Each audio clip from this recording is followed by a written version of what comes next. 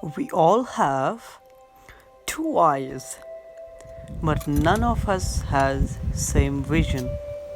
This kid is trying to just open a simple lock, and it could be a effort or maybe an act of fun for all of us.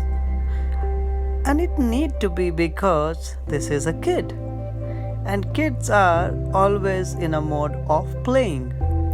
But let's see, in this video also there are 3 clips, but there is a very deep message that no matter how hard will you try for your success or for any XYZ thing, but until and unless you have the right key, right technique, right time to be implemented with, you may not reach to the utmost success or the heights you want to reach.